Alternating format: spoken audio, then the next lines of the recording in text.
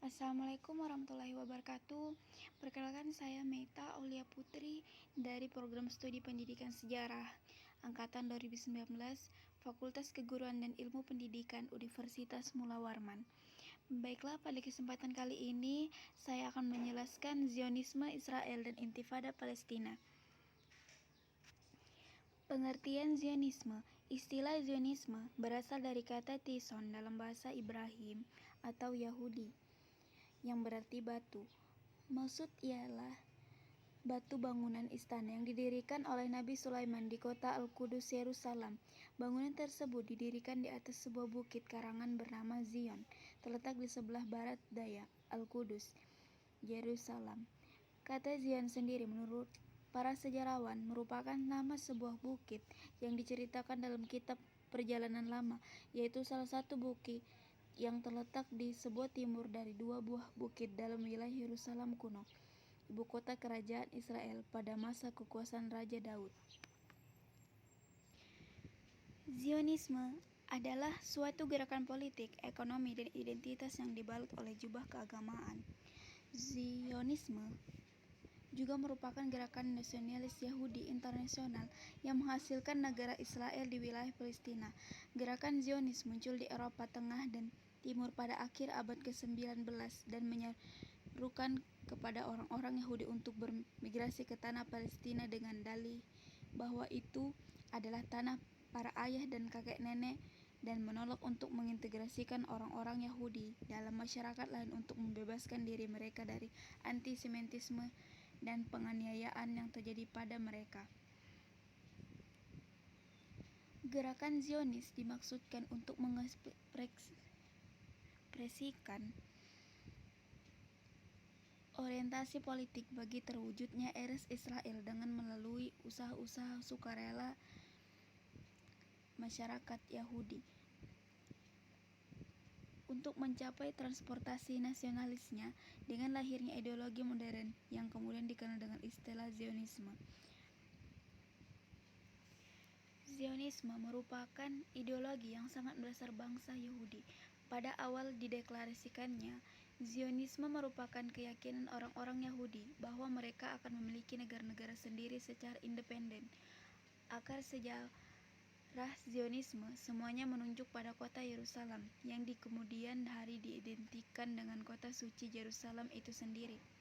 Sebelumnya, istilah Zionisme pernah digunakan untuk menyebutkan komunitas Yahudi penganut Yudisme yang mengharapkan datangnya seorang Mesias atau juru selamat yang akan membawa mereka pada kerajaan Tuhan yang akan dipusatkan di tempat terjadinya kisah-kisah yang dialami oleh Nabi Ibrahim dan Nabi Musa.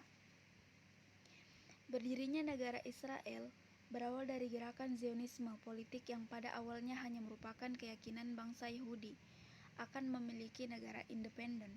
Yahudi dengan keyakinan Zionisme menempuh berbagai cara, termasuk yang menjanjikan adalah melalui lobi internasional dengan menguasai media.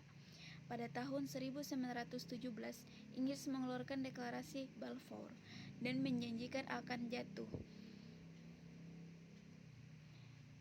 Jenderal Albani merebut Palestina dari Khalifah Turki Utsmani. Setahun setelah PBB berwenang dan membagi dua wilayah Palestina. Akhirnya pada tahun 1948, negara yang mereka dambakan dideklarasikan dengan nama Israel di bagian negara Palestina. Faktor munculnya Zionisme: 1. Faktor teologis, 2. Faktor sosio-historis, dan 3. Faktor politik. Perkembangan Zionisme sebagai paham gerakan.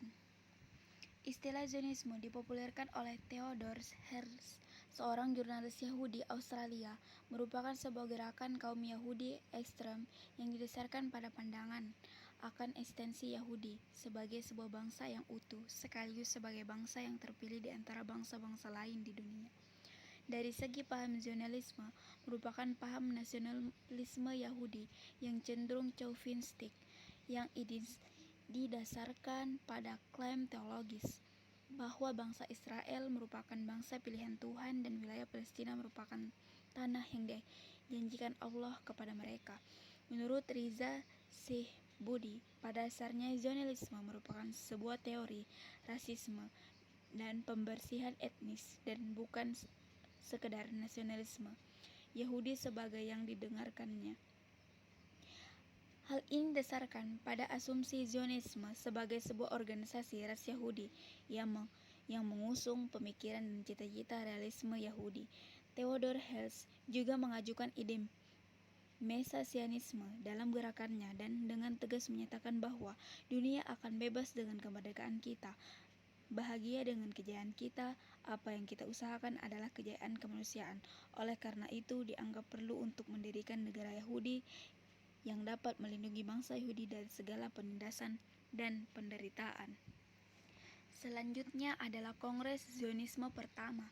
Sebelumnya, istilah Zionisme dipopulerkan pada tahun 1895 di Wina oleh Theodor Herzl. Kemudian diadakan Kongres Zionis pertama di Basel, Swiss yang dihadiri oleh para penguasa dan cendekiawan Yahudi. Kongres ini melahirkan 4 program dasar, yaitu 1. Propaganda kolonialisasi di Palestina oleh pekerja tani dan industri Yahudi. 2. Mengorganisir dan menyatukan seluruh Yahudi melalui lembaga yang bersifat lokal maupun internasional. 3. Memperkokoh sentimen dan kesadaran nasionalisme Yahudi. 4. Langkah-langkah persiapan dan rangka pembentukan pemerintah Yahudi di Palestina. Pada kongres yang diadakan pada tahun 1897, Theodor Herzl berhasil mengumpulkan cendekiawan Yahudi di Basel dan berhasil mengeluarkan keputusan penting dalam gerakan politik Zionisme, yaitu The Protocol of the Meeting of the Elders of Zion. Zionisme sebagai sebuah gerakan di awalnya setidaknya mengalami 4 fase penting. Perkembangan pertama dideklarasikan secara informal di Rusia yang disebut dengan Russian Jewish Movement. Selanjutnya itu tujuan Zionisme. Tujuan Zionisme yaitu 1. Mempersatukan orang-orang Yahudi di seluruh dunia menjadi satu. 2. Menuntut Palestina sebagai tanah air bangsa Yahudi. 3. Mendirikan kembali negara Yahudi di Palestina. 4. Mengusahakan kembalinya rakyat Yahudi ke Palestina. Selanjutnya adalah pengertian Intifada Palestina.